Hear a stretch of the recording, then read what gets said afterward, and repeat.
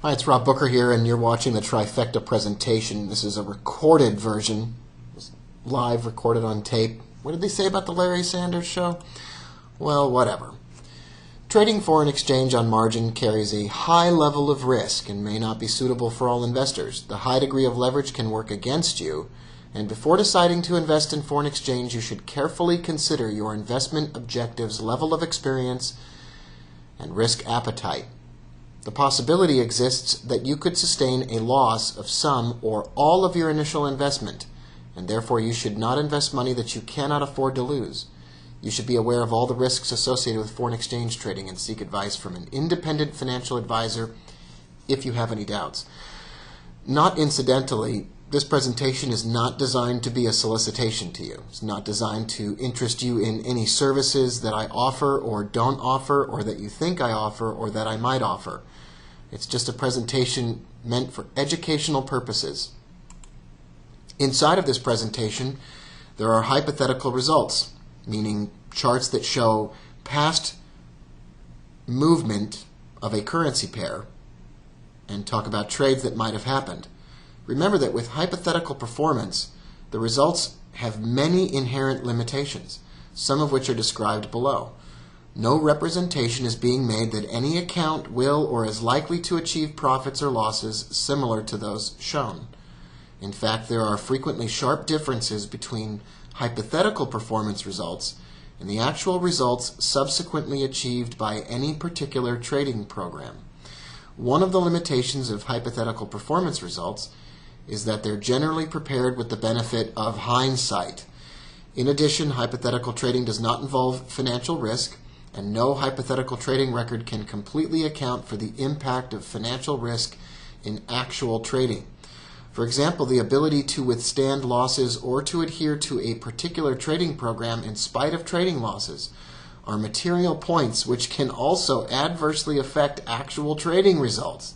You knew that, but we needed to talk about it.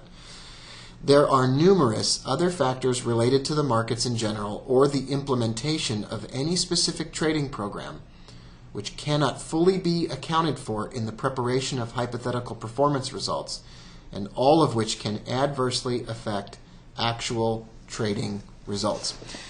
Nowhere in this presentation will you find a record of past trades, hypothetical or otherwise. You will see pictures of past charts and possible areas where a trifecta trade may have been set up. This is not designed to show you or interest you in some kind of win percentage or past historical performance. The fundamental principles of trifecta trading are as follows. Number one, no trading on Fridays after 10 a.m. Eastern Time. If you're a short-term trifecta trader using the 1-minute or the 5-minute charts, then there's no trading allowed after Friday at 10 a.m. Eastern Time. Number two, never risk more than 1% of total account equity on any one trade. That means that before you take a trade, you make sure that the size of your trade is no larger than 1% of your total equity, meaning if your trade stops out at a loss, and they will stop out at a loss at times, that you will not lose more than 1% of the total account equity in your trading account. Most people who trade, in general, risk giant amounts of total equity on each trade, meaning if the trade goes wrong, they stand to lose a giant amount of money. I would encourage you to do the opposite. Risk as little as possible every single time. Number three, always target a 2-to-1 reward to risk ratio or better. I'm not here to promise you that the trifecta trade produces a 2-to-1 reward every time you take the trade. What I'm saying is, if your profit target on the trifecta trade that you are setting up does not offer twice the amount of profit, possibly, then you are risking in your stop loss. You simply walk away from the trade. That's hard to do for some people, but I mean it. If you have a 2-to-1 trade, which is possible at times, you don't want to start fudging around with the profit target on that trade. Why? Because every trading system is going to go through a period of time where it doesn't work very well. Some trading systems have longer periods of time where they don't work well, and you want your winners when things are working well to make up for the losers in the times when things are not working well. These are some delicious items that you can put in your mouth. You've got a cheeseburger, an all-beef hot dog, chicken wrap, bacon-wrapped meatloaf, regular onion rings, regular French fries made with real oily oil. People claim that you'll die if you eat too much of this stuff, but they're godless, low-metabolism health freaks. It's not necessarily the case that you're going to die immediately if you eat any of this stuff, right? I mean, I don't really like most of what we're looking at here on the screen. I don't even think that side salad probably tastes very good. It probably tastes like beef or something like that. But the small dipped cone looks good, and, the hot dog doesn't look all that bad. But what if you just picked 3 items and you combined them into a Dairy Queen Blizzard? A Dairy Queen Blizzard, for those of you that don't know, is an ice cream treat blended with various chocolatey items available at Dairy Queen. But what if you made a Dairy Queen Blizzard out of hot dogs, a medium Coca-Cola, and a small strawberry sundae? What would that be like? What would that taste like? Well, it would taste terrible. It would taste super awful, right? I mean, the Dairy Queen Blizzard would go into your stomach, and then it would go up and up through your esophagus and your throat, and then back out your mouth and into the toilet and out into the ocean. You'd throw it up, right? That's gross. Why is that? Because some things taste delicious together. That's right. Some things taste so good together. Other things don't taste so delicious together. Pizza's delicious. I love pizza. You ever want to do me a favor? Buy me a pizza. Nuclear explosion. Not delicious. Delicious? Not delicious. Bunch of dead fish. That doesn't taste good in your mouth. It doesn't smell good. Well, the trifecta trade is all about things that are delicious together. The 3 Fib retracement levels that taste delicious together and make up the trifecta trade are the 23% retracement level, the 33% retracement level, and the 38.2 retracement level. Now those are the 3 Fib retracement levels that comprise the trifecta trading methodology. If you look at a chart, any financial chart, and you draw a Fib retracement, in order to trade the trifecta trade, you are going to need to add levels to your Fib retracement. The 23% level, the 33% level, the 38% level. Those 3 levels are the critically important trifecta levels. It's the reason for the name trifecta. Additionally, you will need these Fib levels: a negative 21.6, negative 50, and 0. You can see those levels displayed on the chart shown in front of you. The 0% level is the level at which you terminate the Fib retracement line, and then it draws all the retracements. A negative 21.6 level goes on the opposite side of the 0 line, and the negative 50 further opposite. Those are some torqued out Fib levels. I'm not even sure that those numbers are Fib numbers. I actually could care less. It doesn't really matter to me if Leonardo da Pisa is flipping over in his grave, because Leonardo da Pisa, otherwise known as Mr. Fibonacci from who knows, like 400 years ago in Italy, that guy's not paying my mortgage. I'm using these retracement levels because they work for me. They may not work for you, but they do for me, and I'm pretty happy with the way they work. And so I've listed them out. I've called them Fib retracement levels, but you know what? I don't really know if the 23.6 is a Fib level. I don't know if 33.3 is a Fib level. I don't really know that. But those are the levels that we're going to use for the trifecta trade. The trifecta trade requires this additional stuff. Fib retracements. We just mentioned that one, so it's not really additional. It requires a boscillator. Well, what the hell is a boscillator? Well, it's something based on the 800 period simple moving average. So on your chart, you need to add an 800 period simple moving average. It's a black dashed line running through the middle of the chart that you see in front of you. Most charting platforms can simply add that level to your charts automatically if you say you want to put a moving average on your chart with a period of 800 and you want it to be simple. And I simply color it black and white, dashed line, and I've always done it that way. You also need some risk control. I've said it before and I'll say it again. I strongly warn you not to risk more than 1% of your total available equity in your account as a risk if the trade goes wrong. I'm pretty much begging you to not violate that risk control parameter.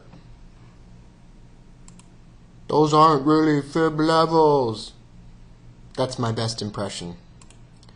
All right, you're probably wondering, now that we talked about it, you're wondering about that boscillator. I said something about the boscillator and the 800 period simple moving average, and you're like, hey, Rob, what the heck? What's going on? What is that? What are you trying to get at? Well, let's take a moment and set this bad boy up and tell you a little bit more about the boscillator. The 800 period simple moving average is the most gigantic simple moving average that you'll ever see on anyone's chart. I'm not even going to bother you with the whole long story about how I came up with using the 800 period simple moving average. But just remember, it's a multiple of the 200 period simple moving average, just 4 times greater than the 200. The 800 period simple moving average has the following characteristics. It moves very slowly. It doesn't move around as much as a short-term period moving average would move. Whenever candles or bars on your chart move away from the 800 period simple moving average, I call that the beginning of a trend. I know that sounds pretty weird, but I measure the length of time that a currency pair or other financial instrument spends away from the 800. This measurement that measures the time spent away from the 800 period simple moving average is something I call the boscillator. For every candle that stays away from the 800 period simple moving average, the boscillator grows. So let's use this simple chart from just a moment ago. You can see here that the currency pair is falling away from the 800 period simple moving average. You can see these candles down here and they're away from it. It looks like there are 1, 2, 3, 4, 5, 6, 7, 8, 9, 10, 11, 12, 13, 14, 15, 16. Oh, I don't know, 25 candles that have gone by since the currency pair last touched the 800. That would give us a boscillator reading of 25. Once again, for every candle that stays away from the 800 period simple moving average, the boscillator grows. A move above the 800 period simple moving average signals the beginning of a bullish trend. A move below the 800 period simple moving average signals the beginning of a bearish trend. I know it sounds odd, but I would actually say that when this currency pair drops below the 800 period simple moving average, it is the beginning or the early warning sign that a bearish trend could start forming. Some people use other methods like higher highs and lower highs and lower highs and lower lows and lower high lows, high lows, high lows, low lows, or whatever. They use the ADX. They use the Bollinger Bands. They use all kinds of different tools to determine whether or not a trend exists. Well, the boscillator is simply my way of determining whether or not a currency pair or other financial instrument has begun a trend. Step 1 of the trifecta trade is to check and see that the currency pair has been away from the 800 period simple moving average for at least 200 bars or candles. Let's take a look at this chart again. In this example here, just like we mentioned, in the area at right on this chart, I've just covered the whole area up. Well, that's preposterous, right? I mean, now you can't see anything. Now I'm going to ask you how many candles are there, and if you get that answer right, we can continue the presentation. We determined that there were approximately 25 candles in this series since we last hit the 800. Now I've got a picture of the Death Star covering up some of those candles. We were last at the 800 about 25 candles ago. Does that give us a reading of 200 on the boscillator? No, it does not, because we haven't been away from the 800 for that long. Included in your Expo presentation materials, if you joined us for the FXCM Expo in Las Vegas in September of 2011, you received an indicator for your charts called the boscillator. It will automatically measure on your MetaTrader charts the boscillator reading, so you don't have to count these candles by yourself. Step number 1, to repeat myself, is to check to see that the currency pair has been away from the 800 simple moving average for at least 200 bars or candles. That's step 1 in the trifecta trade, and it looks like this. Above the 800, so it's an upward trend, and this currency pair has been away from the 800 period simple moving average for 200 candles. How do I know that? Well, in this example, I counted them. And then I drew a red vertical line going up and down through my chart to show you exactly where this was located. Let me show you an example from my live charts. It will just take me a moment to set it up. Here's an example of my current US dollar Swiss franc 1 hour chart. You can see here that the boscillator reading is bars equals 19. That means that the boscillator has been away from the 800 period simple moving average for just 19 bars. Not very long, not a great deal of time. If I move to the 5-minute chart, I'll get a different reading on the boscillator. I'll get a reading of, in this case, 212. Let me make sure I've added the moving average correctly. And you can see it. Oh, where is it? All right, here it is. You can see in the upper right-hand section of my screen, there's something called the boscillator. It gives me the number of pips in measurement of distance that the currency pair is away from the 800, and it gives me the number of bars that it has spent away from the 800. 212 is a boscillator reading of more than 200. The trifecta trade condition that we asked for would kick in. On this Euro-Canadian dollar chart, it says that the Euro-Canadian dollar has been away from the 800 period simple moving average for 132 bars. That does not fulfill requirement number 1 for the trifecta trade. And now we're back to our example from the Euro-Canadian, the 5-minute chart from our presentation. We've been away from the 800 period simple moving average for 200 bars or candles, exactly at the place where you see the red line running through the chart from top to bottom. Once this first condition is fulfilled, we can move to step 2. And step 2 is to draw a fib retracement from the candles at the 800 simple moving average to the highest point so far. Now, we're looking at an upward trend, and that's why I mentioned that we're going to draw the fib retracement from the candles at the 800 simple moving average to the highest point so far. Let's take a look and see what an example of this looks like. What I did was I moved backwards in time on my 5-minute chart. I had to make the candles a lot smaller to see a lot more time on the chart. And I started a fib retracement from the low that the currency pair made when it was last at the 800 and extended that out and upward until I reached the highest point so far in the process of reaching a reading of 200 on the boscillator. You can see here that the high point of the candles does not line up perfectly with the 200th bar or candle away from the 800 period simple moving average. That's not going to be the case. Let's look at an example of me drawing it right on my charts in front of you. This is an example of the 5-minute US dollar Japanese yen. It's trading right now at 77.42, and we've got a reading on the boscillator of 209. So we've got a reading of 200. This all kicks in right around 200, so this is a perfect number to start things out. I'm going to make my candles a lot smaller so we can see more of them. And here's what you get. The last time the currency pair was at the 800 was right in this zone here. You can see at the left-hand side of my chart that the currency pair was wiggling around back and forth around the 800 period simple moving average down here.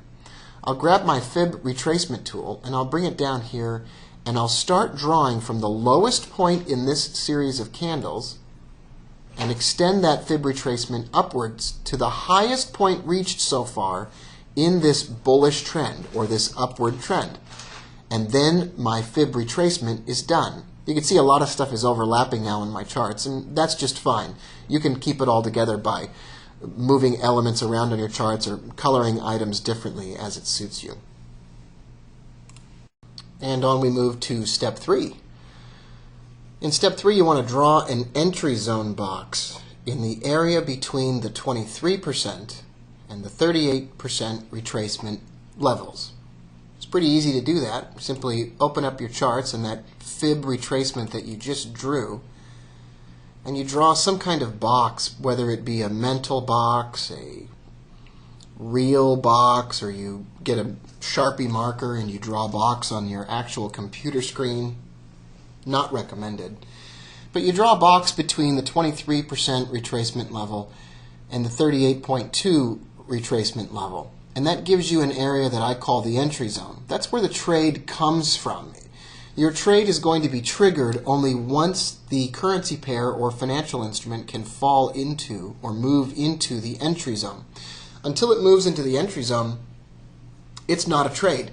So for instance, it's possible that the currency pair will continue to move upwards in this case. We could see this Euro-Canadian dollar shoot upwards, never entering the entry zone and never producing an entry, or at least taking a long time to do so. You'll see at the left of the box that I drew that there are candles that were inside the entry zone. Well, what do we do about those? Let me make sure you understand which candles I'm referring to. It's these candles right here that I've now covered up once again with a completely ridiculous box. All right. In this area here, this blue box is covering up some candles that are inside the entry zone. So why didn't we enter a trade? Well, the answer to that is because those candles that entered into that area did so before we reached the 200 mark on the Bosslator, that vertical red line running up and down our chart. So we're waiting. Step 3.5 is, if the trend continues past the highest or lowest point of the retracement, keep drawing and keep adjusting those levels.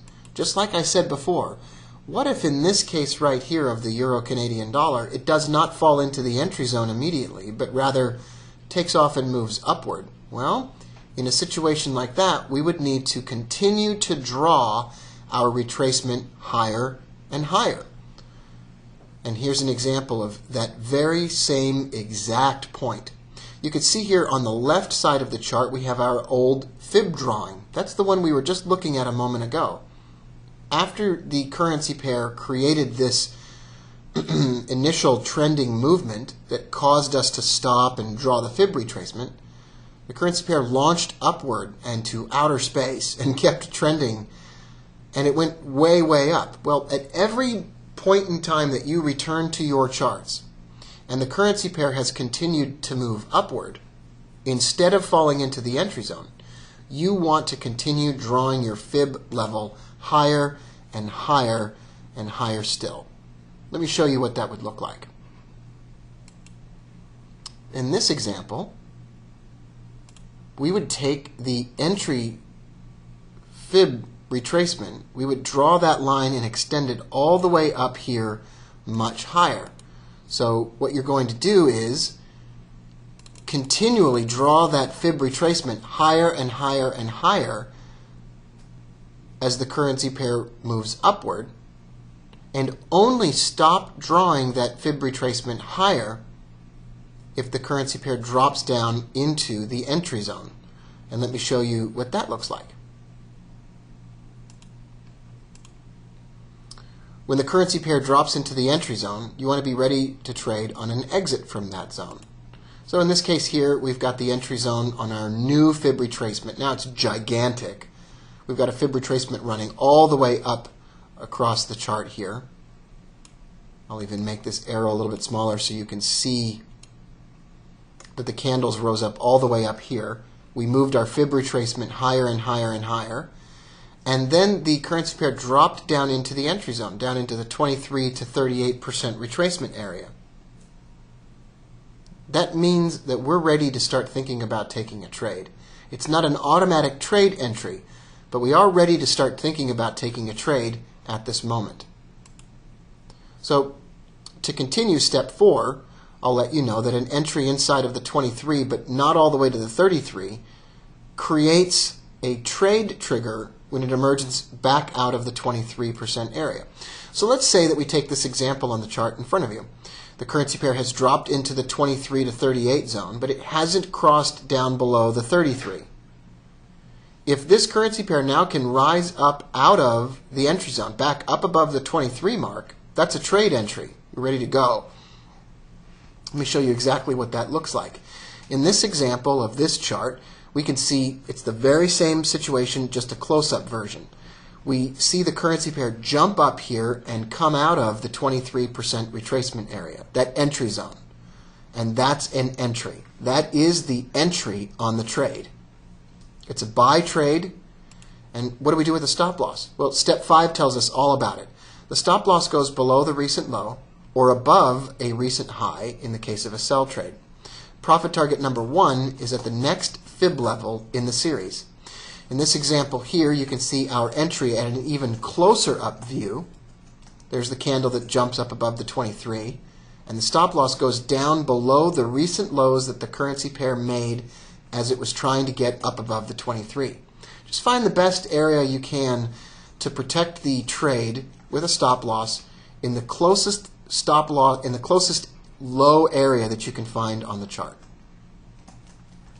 The profit target goes up at the 0 line in this case because that's the next fib retracement level in the series. Now I know the 0 line isn't technically a retracement level. It's just a level drawn on the chart, but that's the profit target in this case. We're shooting for the 0 line. And if you compare the stop loss to the profit target, you can see that our profit target is much, much greater, at least potentially, than the stop loss. That's a big key element that we talked about at the very beginning of the presentation.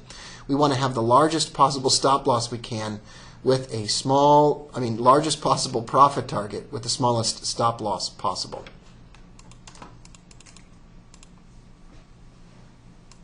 Here's example number 2. In this example, the currency pair is once again above the 800 period simple moving average. I've drawn a red line from top to bottom on my chart here where the currency pair reached a Boscillator reading of 200. To remind you once again, that means that the currency pair spent 200 candles away from the 800 period simple moving average. I drew a fib retracement from the lows the pair made when it was at the 800 last and extended it out above all the way to the highs the currency pair has made so far. What I'm waiting for now is for the currency pair to drop back down into the entry zone. Well, where is the entry zone? It's between the 23 and the 38% retracement areas. That's where it is. We're waiting for it to drop back inside of that area. You can get the feeling already here that we're trend traders, right? We're looking to get in with a trend as it continues, but we want to do it when the currency pair goes on sale. We want a sale price. Here's a closer up view of the entry zone and a view of the currency pair dropping into the entry zone. As soon as it drops into the entry zone, we stand up and take notice, and we want to actually start to get ready to take a trade. When's the trade coming? Well, the trade's going to come if it can come back out of that entry zone and pop above the 23. You already know that if it can do that, we're going to buy this currency pair, and we're going to use the 0 line as the target, and we'll place a stop loss underneath recent lows that the pair made during this time. Now, there is a possibility that instead of going back upward, the currency pair will fall. It'll fall so far that the trade will never trigger. Well, that's fine. Here's a by the way. When looking at these charts, it's important to remember that the longer the time frame chart, the easier it is to trade this like a real human, with a real life, and with things to do. This was the 5-minute chart. Everything on this chart happened relatively quickly. You could actually take 2 or 3 trades per week on a currency pair using the 5-minute chart. You could get even more trades than that during the week. It's possible. but you'd have to look at the charts pretty often. And it's good for showing examples, but for a real-life trader that maybe has a full-time job or other things to do, you could look at a longer-term chart and maybe only set up 1 or 2 trades per currency pair per week. And you could live a more normal life and you wouldn't be sort of like a zombie.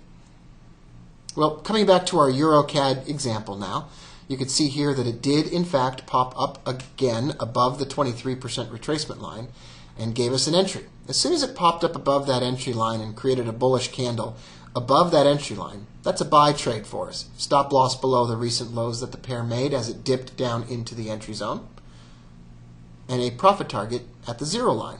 You can see here the comparison between the stop loss and the profit target is quite clear and obvious. Much bigger profit target than we have for a stop loss, and that makes it acceptable. Well, step 5.4, which is just a way of saying it's the next step in the process, is that if your trade gets to halfway the distance to the profit target, you're going to move the stop loss to break even on the trade. For example, if this currency pair right here can rise up halfway the distance to that 0 line profit target that we have in mind, if it can do that, we're going to move our stop loss up to our entry price. That way we can stand to lose nothing on the trade, and our risk is now 0 as far as a stop loss is concerned. Step 5.5 is that if profit target number 1 is reached, then you want to move the stop loss up 1 fib level if possible, and stop, and the profit target will move up 1 level or better. Let me show you exactly what that means. In this example here, the currency pair has reached the 0 line. That's the original profit target that we have. It's done a really good job of moving upward, and we're trading with the trend, and so we want to continue to get a piece of this. Well, we move our stop loss up to break even if we have not done so already, and we move our new profit target up to the negative 21.6 fib level. Now, in that case, it's like a fib extension level, not really a fib retracement level. If it moves up to that 21.6, that negative 21.6 level, then we move the stop loss up to the 0 level, and we move our profit target up to the negative 50 level, that extension area.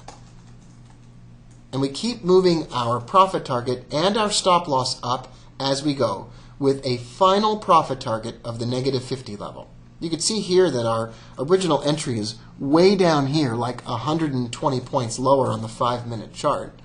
And we had an original stop loss of something like 20 pips.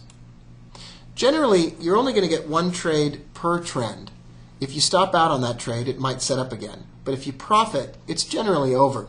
In this case here, if our Euro-Canadian dollar trade can get up to the negative 50 level, then the trade's over. We take our profit, move along, and wait for the currency pair to drop back down to the 800 and start the whole process over again. And I know that makes it sound like you're going to wait a long time, but if you look at a bunch of different currency pairs and you follow them, you're going to realize that there's a bunch of trades that are going to happen, and it's not going to take you forever to have one set up. Hi everyone, now we're on to example 3. You're probably so tired of examples you can't stand it, but we didn't look at an example of a bearish trend or an ugly bearish trend. Boy, this is ugly, right? That doesn't look like a trending market, you say. There's no lower lows. There's no lower highs. There's no ADX reading of 12 times the quadratic equation of pi times 100 or whatever. Well, it's a downward trend for me, and I know you're thinking, that's impossible. That's the dumbest thing you ever heard in your whole life. Well, think about it for a moment. Given everything that we've talked about so far, can you, number 1, see why I drew the retracement the way that I did? Tick-tock, tick-tock. Well, let's see how I did it. I measured and made sure that there had been 200 candles since we last touched the 800. I just dragged my cursor across the screen. You can actually do this in most charting platforms. I'm actually going to pull up a charting platform right here. This is MetaTrader. And you can just see a little sliver of my chart right here. And I'll pull my cursor tool over, drop my cursor on the page, click down and hold the left mouse button and drag it across. And the first number that you see there, that first number, 26, 45, you can barely see it. It's right next to my little cursor. That measures the number of candles. Now, I've also provided for you on the CD the Boscillator radar screen in one form or another, and you can load it into MetaTrader, and it will show you how many bars it has been. Isn't that nice? Yeah, you're welcome. So I drew a fib retracement once I measured that 200. I drew a fib retracement from the high of the candle that had last been at the 800, and I drew it all the way down, extended it all the way down to the lowest low that the currency pair had reached in the series of candles so far in this downward trend. Now, why am I calling it a downward trend? Because it's been away from the 800 for 200 candles. I know that sounds ridiculous, but that's really what I'm doing here, and it does, I can't say it does work. I have to be really careful because I'm regulated by the National Futures Association and the CFTC. So I can't say things like it works or you're guaranteed to make a lot of money or anything that sounds promissory in nature. So that's why I'm being so careful with my words. Let me say it like this. I know it sounds odd to measure a trend like this, but this is what the methodology is. I'm trying to encourage you to think about things in maybe a different way. Because it's below the 800, we're calling it a downward trend. Because it's reached the reading of 200 candles since we were last at the 800, we're calling it a trend. I drew it from the highest point made when the currency pair was last at the 800 down to the lows made so far in the course of all the candles in the last 200 so far. Then most of you can see now that we've entered into the zone, right? We've entered into, I was going to make the screen a little bit bigger, but that didn't really quite work. We've entered into the entry zone. Let me extend that out just like that. So we've come into the 23 to 38% area. In fact, for those of you that have like the best vision, like superhero vision, you can see that we've even gone above the 38% retracement in this chart. It's really small. But in this example, we've even risen up so far that we've gone above the 38% retracement.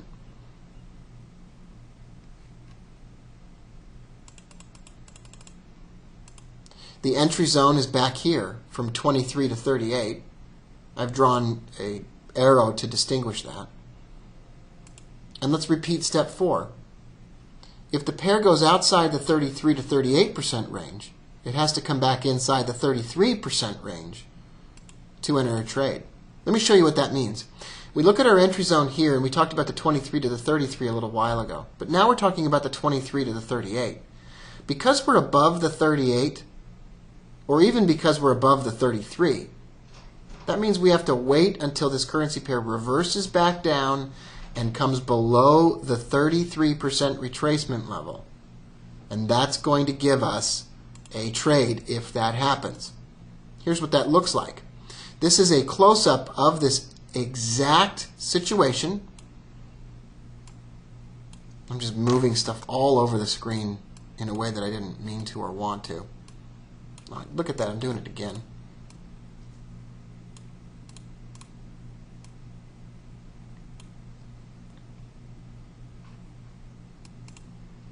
And here's what it looks like.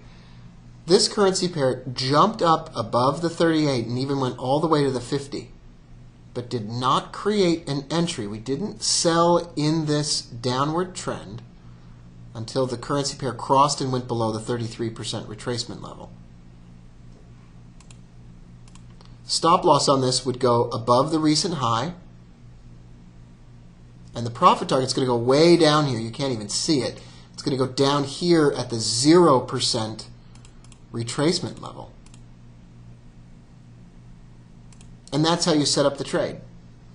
A lot of people ask me, well, if it goes above the 50, do I still want to even enter a trade? And the answer is, well, it depends. If your profit target is less than 2 times greater than your stop loss, then the answer is no, you don't want to take the trade. If your profit target is greater than 2 times, or at least equal to 2 times your stop loss, then you do want to take the trade. If it goes above the 50 mark, the retracement's going to be too drastic in many cases and create a situation where you don't really want to take the trade anymore because your stop loss compared to your reward potential is all messed up. Let's look at a few more entries. Where's the entry? Where's the stop? Where's the profit target on these? In this example here, you can see that I drew a fib retracement from the low where the currency pair touched the 800 all the way to the high in the series of candles up until the point where it reached 200 candles away from the 800. And then I drew the entry zone. I would draw the entry zone in this area here.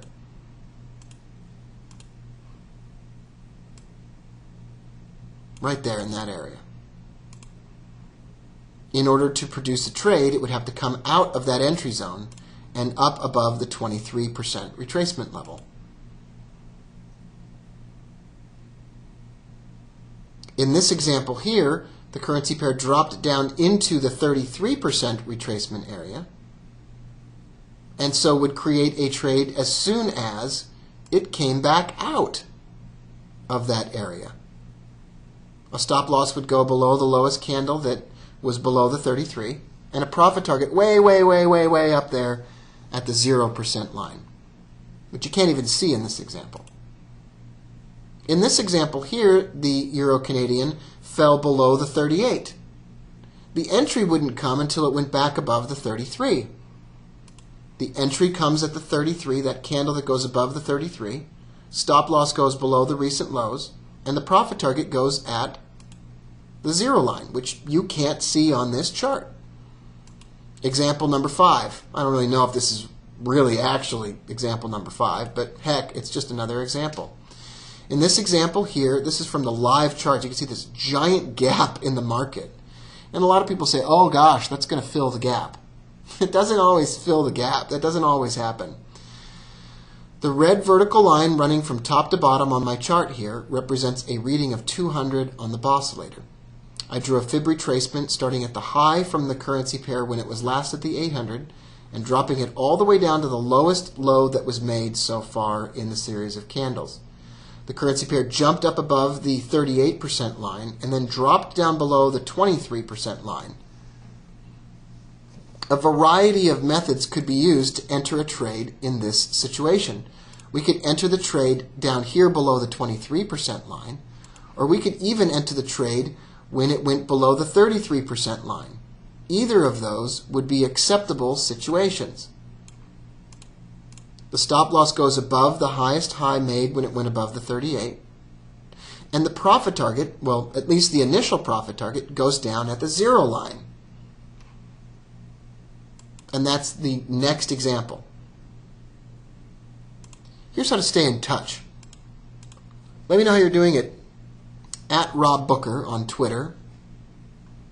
robbooker.com is the website. And if you want to see trade examples of this trifecta trade, go to piptoring.com and click on Boscillator trades, and you'll see some trifecta trades posted there from individuals around the world. Thanks for joining me, and thanks for joining me live in Las Vegas at the FXCM Expo. Well, that is, if you were actually there.